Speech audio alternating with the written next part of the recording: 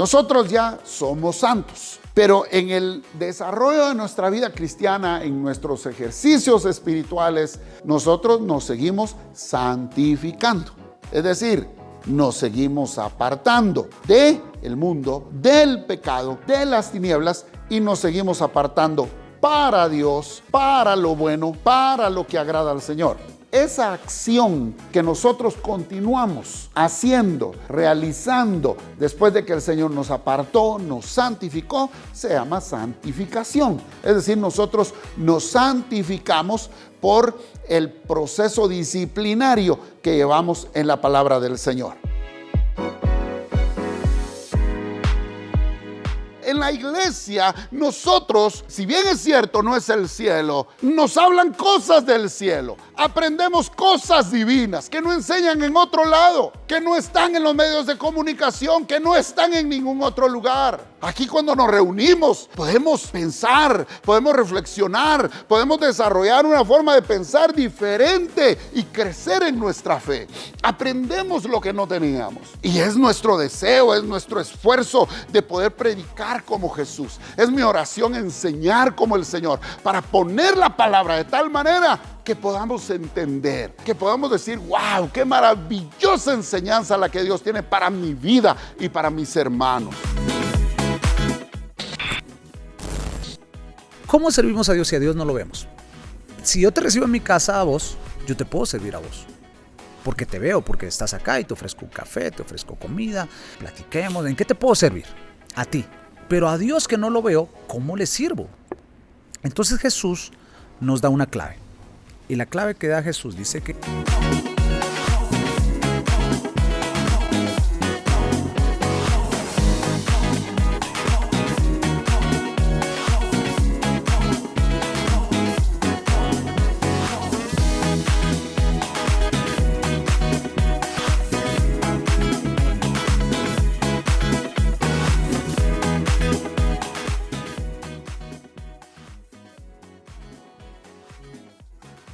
Y hoy proseguimos con la serie de una familia altamente motivada, es una familia altamente productiva.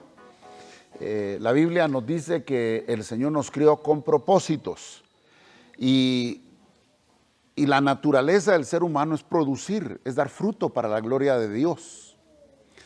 Y el mejor motivador, la motivación permanente, viene de Dios. Él es la fuente eterna de toda motivación. La Biblia dice que Él pone en nosotros el querer, el deseo, la motivación, la pasión, así como pone también el hacer su buena voluntad.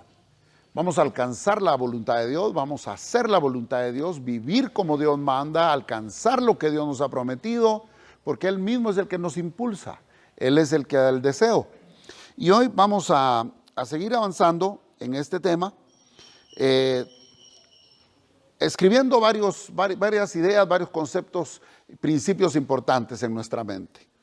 Para empezar, vamos a decir que nosotros mismos somos los que forjamos nuestro futuro, el futuro que creamos.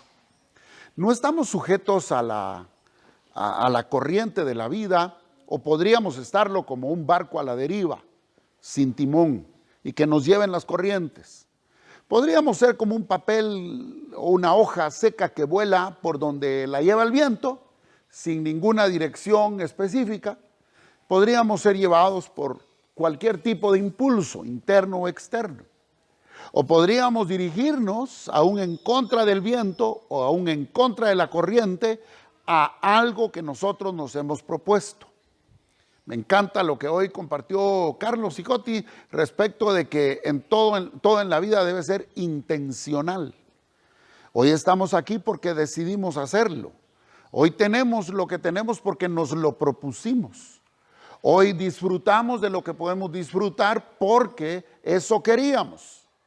En el camino pasan muchas cosas. Podríamos dejar a medias lo que comenzamos. Podrían desanimarnos tantas adversidades o podrían sumarse otras mejores. Pero todo en la vida, de alguna manera, tiene que ver con lo que decidimos. No podemos echarle la culpa siempre a la gente. No podemos siempre justificarnos de que nuestros padres así nos hicieron, de que alguien así nos trató, o de que es una herencia espiritual desde los ancestros y que por eso estamos así y hacemos lo que hacemos. Si nos damos cuenta nosotros haciendo una historia hacia atrás, las decisiones que tomamos nos trajeron hasta aquí. Esto implica que es importante entonces lo que pensamos, es importante lo que creemos y es importante todos esos insumos para las decisiones que vayamos a tomar. Nosotros mismos forjamos nuestro futuro por lo que creemos, con lo que creemos. Motivaciones nobles van a producir actos nobles. Motivaciones, impulsos internos correctos van a hacer que realicemos cosas correctas, que vivamos de manera correcta, que nos movamos de manera correcta. Si desde adentro nosotros cultivamos lo bueno, a nuestra boca van a salir buenas cosas. En nuestras acciones se van a revelar buenas cosas. Porque las motivaciones correctas impulsan actos y palabras correctos. Motivos sanos y de éxito moverán a lo sano, nos impulsarán al éxito. Como lo hace el combustible en un motor, así la motivación es la que hace que nosotros tengamos fuerza, tengamos impulso para ir hacia donde nosotros lo hemos deseado. Las malas intenciones, los malos deseos, los malos pensamientos impulsan a lo malo, impulsan a la violencia, impulsan a decir cosas que no convienen, impulsan a pensar como no se debe, por lo tanto se habla y se actúa como no se debería. Todo lo que está en nuestra mente, en nuestro corazón, es como la gasolina que hace caminar el vehículo. Entonces debemos procurar, como dice la Biblia, todo lo que es justo, todo lo que es sano, todo lo que es noble, todo lo que es correcto. En eso, pensar. En todo eso hay que pensar porque es el combustible que nos va a impulsar hacia donde nosotros debemos llegar. Debemos llenar entonces constantemente nuestro tanque con el combustible de motivos correctos, de pensamientos correctos, de ideas correctas. Vamos a ver el pasaje de Hebreos capítulo 11 esta mañana y vamos a sacar de ahí varios principios. Vamos a ir haciendo el ejercicio que hemos estado realizando los miércoles y los domingos en los pasajes de la Biblia. ¿Qué nos dice la Biblia? Recuérdese que una exégesis correcta es sacar del texto lo que dice. No es meterle al texto lo que creo, lo que pienso, lo que me conviene o lo que quisiera que dijera la Biblia. No, le vamos a preguntar a la Biblia qué dice.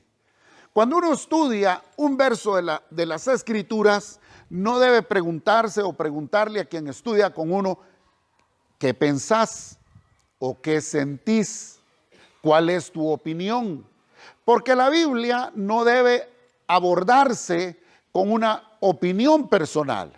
La Biblia no debe adaptarse a las visiones particulares de las personas, sino es de la Biblia donde nosotros debemos buscar la opinión de Dios. ¿Qué es lo que Dios quiere enseñarme? Por lo tanto, cuando nos acercamos a la Biblia, debemos preguntarnos, ¿qué dice la Escritura? ¿Quién está hablando? ¿Cuál es su contexto? La razón por lo que lo está diciendo y cómo lo puedo aplicar a mi vida. Preguntas sencillas, básicas, para que nosotros podamos sacarle el jugo a las Escrituras. Empecemos entonces con Hebreos capítulo 11, versículo 1, donde resaltan dos elementos, donde resaltan dos palabras importantes. Dice, es pues la fe, la certeza de lo que se espera, la convicción de lo que no se ve. ¿Qué es la fe? La fe es, número uno, certeza. La fe es, número dos, convicción. Cuando nosotros se nos pide una definición de lo que es la fe, nos preguntan, ¿pero qué significa la fe? Podemos ir a Hebreos 11:1, a leer lo que dice la Biblia, lo que Dios dice. La fe es, número 1, certeza. La fe es, número 2, convicción. Ahora, ¿qué significa certeza? Podemos ir a un diccionario de la lengua española, a un diccionario bíblico, donde podemos apreciar lo siguiente.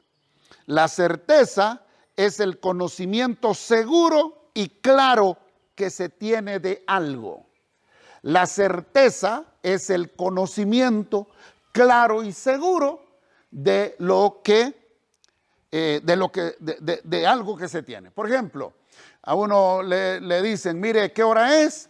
Son las 5:10. ¿Está seguro? ¿Es cierto? ¿Tiene certeza de lo que me está diciendo?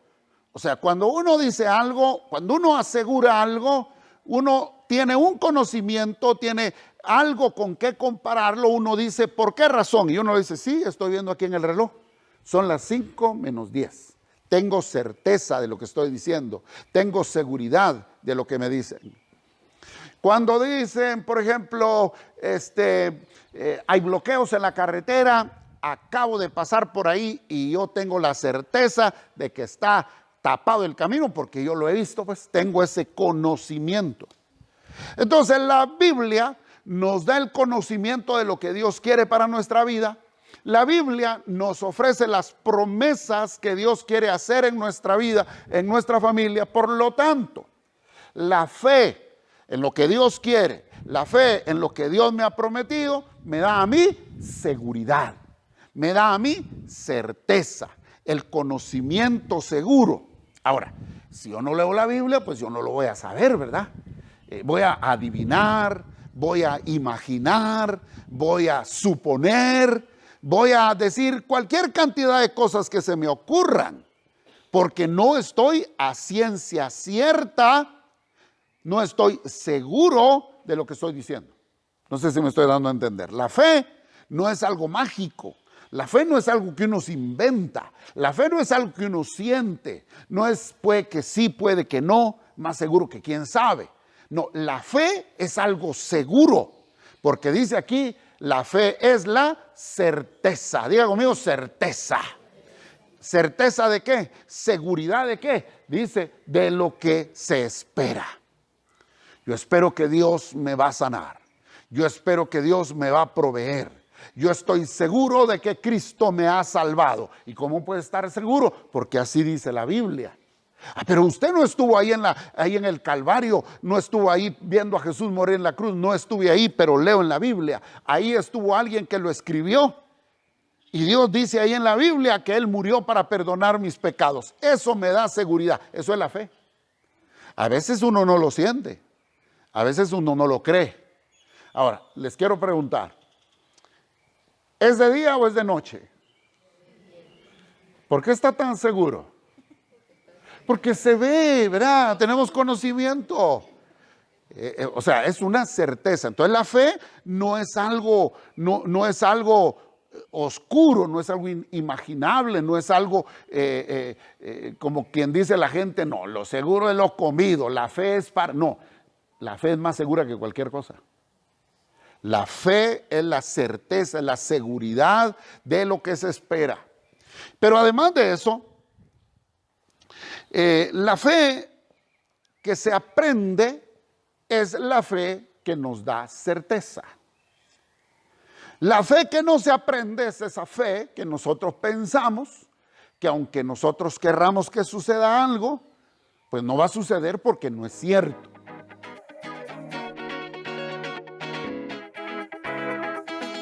Esta producción es posible gracias a tu contribución económica, haciendo una transferencia o depósito a las cuentas número 3148-031542 de Banco Ban Rural y 220-000650-2 de Banco Industrial, a nombre de Rey de las Naciones, número 3148-031542 de Banco Ban Rural y 220-000650-2 de Banco Industrial, a nombre de Rey de las Naciones. Y él mismo, está hablando de Cristo, constituyó ¿a qué? A unos apóstoles.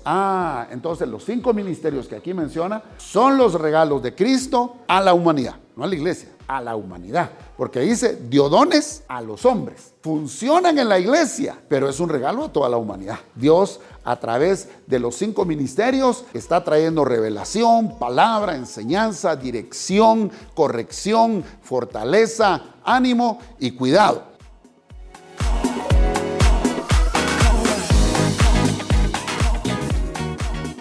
No sé si ya les conté el ejemplo de mi amigo, aquel que estaba muy convencido que estaba salvando a su hijo mientras que estaba haciendo realmente otra cosa.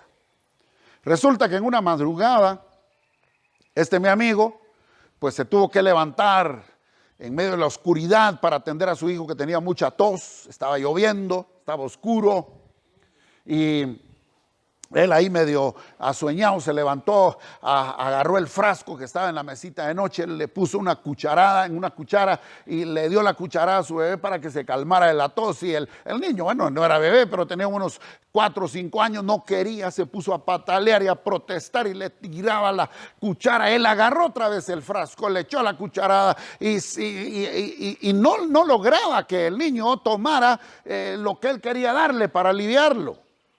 Al punto que lo desesperó, que le dio un par de nalgadas y así logró que se tomara la cucharada de aquello que le estaba sirviendo. De pronto oyó que se estaba ahogando, que estaba peor la tos. Encendió la luz y estaba echando espuma por la boca y dijo, le está dando ataque. Pero cuando prestó atención, porque ya tenía luz, vio el frasco que no era el jarabe de la tos, sino era el shampoo que le había dado. Él estaba convencido que lo que estaba haciendo era correcto.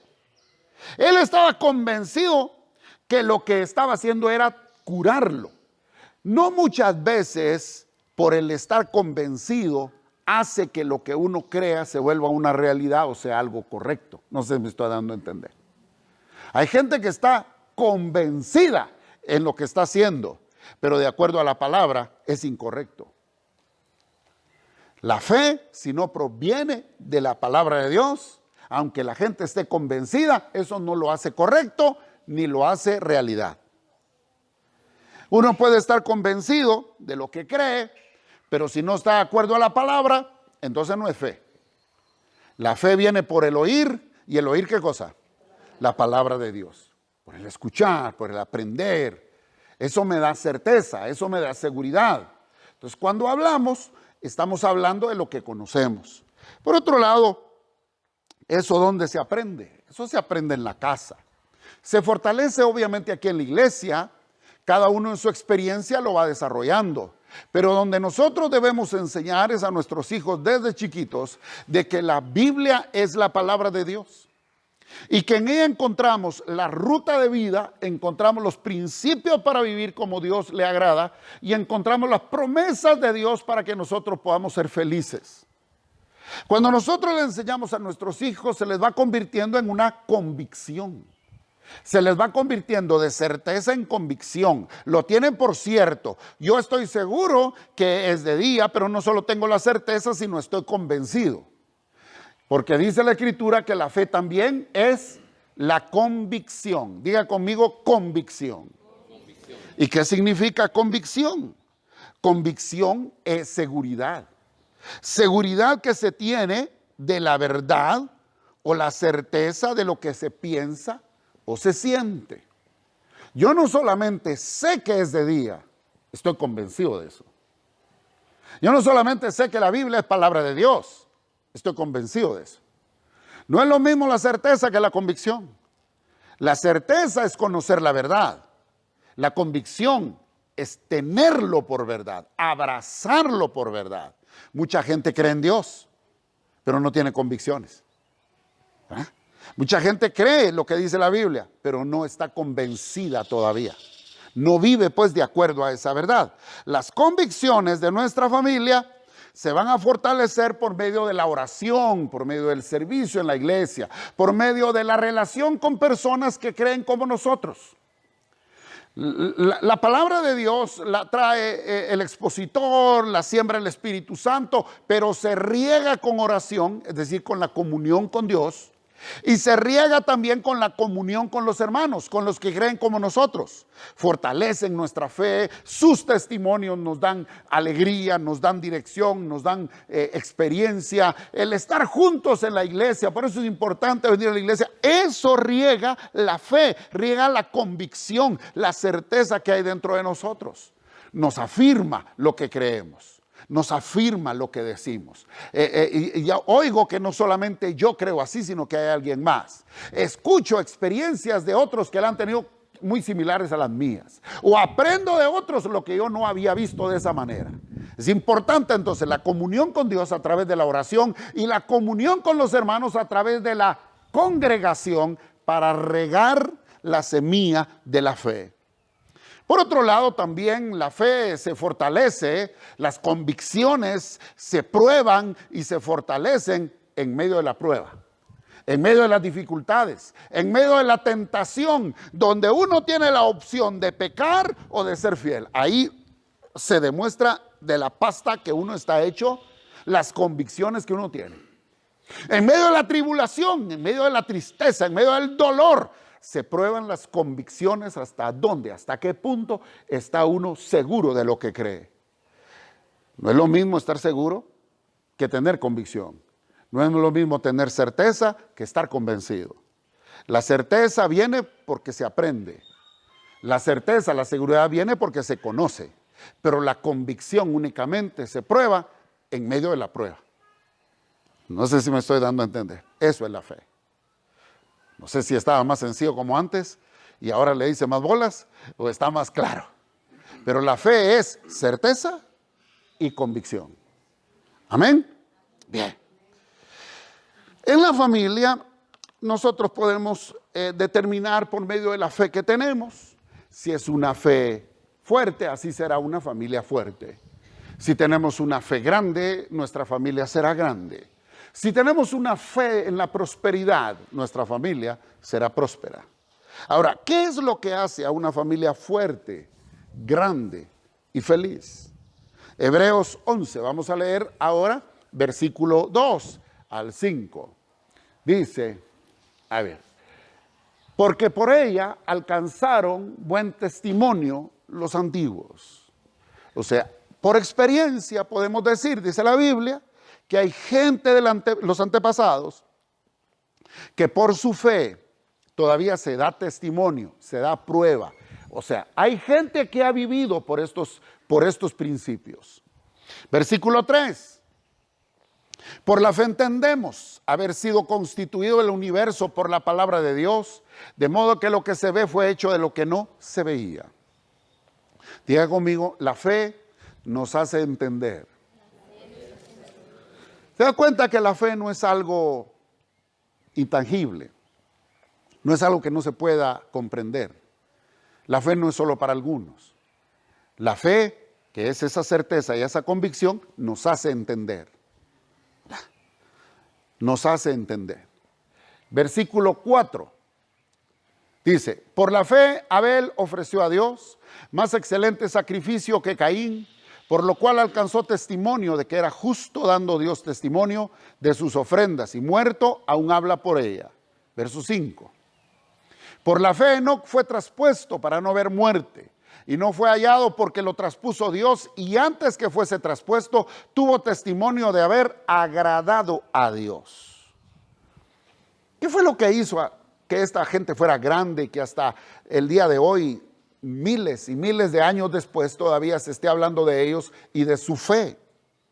¿Qué es lo que ha hecho que en la historia hayan habido personajes y familias felices, buenas, exitosas? En primer lugar, su fe, sus motivaciones y sus acciones. En segundo lugar, sus buenos hábitos. Porque a la vez de tener convicciones, de tener certeza y de tener experiencias de fe, esto lo que nos da a notar es que la gente tiene hábitos, tiene disciplina. La gente que logra cosas significativas en la vida no lo logra de la noche a la mañana. Algunos aparecen de la noche a la mañana con cosas muy distintas, buenas, grandes, y pudiera ser por una herencia, se sacaron la lotería o alguna otra cosa. Pero si no están capacitados, así como lo recibieron, de pronto lo pueden perder. La gente de éxito, la gente próspera, la gente que ha tenido logros en su vida y en su familia, saben que no es de la noche a la mañana, sino que es algo que se va cultivando conforme pasa el tiempo. Y que es fruto de los hábitos.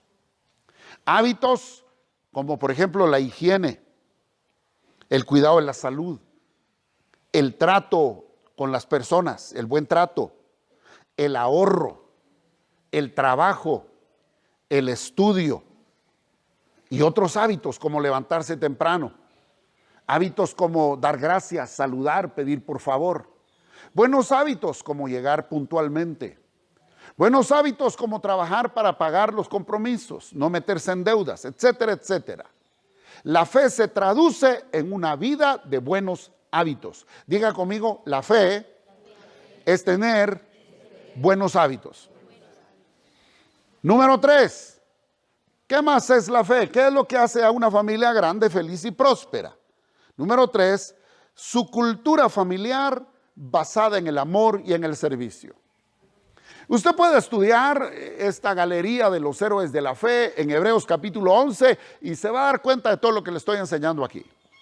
Esta gente en la Biblia dejó testimonio de que tenía un enlace de amor de tal manera que su familia crecía, se mantenía, se protegía, se cuidaba. Una base de servicio también le hace a las personas que todas las puertas se le abran en todo lugar, que sea recordado bien, que sea bien recibido. Tener una actitud de servicio nos va a abrir la puerta en todos los niveles. Una familia es fuerte, es grande, es feliz cuando tiene como base el amor, la amabilidad, la bondad, la generosidad, el servicio. Número 4, sus principios, sus preceptos y valores aprendidos de la Biblia y del ejemplo de los que están cerca. Número 5, su profesión cristiana. Es decir, cómo vive y cómo expresa lo que cree, lo que piensa, lo que predica, va acompañado con acciones. Su profesión de fe, es decir, no es de la secreta, no se queda calladito, sino que dice: yo soy cristiano, yo soy seguidor de Jesucristo, yo creo en lo que dice la palabra de Dios y no solamente lo digo, sino que lo vivo y puede darse testimonio alrededor. Hay gente que tiene evidencia de eso. Y número 6, una familia feliz, una familia grande, una familia fuerte, una familia próspera es aquella que sus acciones son congruentes con lo que profesan. Es decir, aplican lo que dicen, cumplen lo que prometen, se lanzan a lo que visualizan, van de acuerdo, van caminando de acuerdo con aquello que tienen en su interior, con aquello que piensan y con aquello que dicen. Ahora, por contraste, ¿qué hace a una familia débil, infeliz, pequeña y pobre? Si una familia grande, feliz y próspera la hacen sus buenos hábitos, sus convicciones, su certeza, la fe en práctica, ¿qué es lo que entonces hace a una familia débil, pobre y pequeña?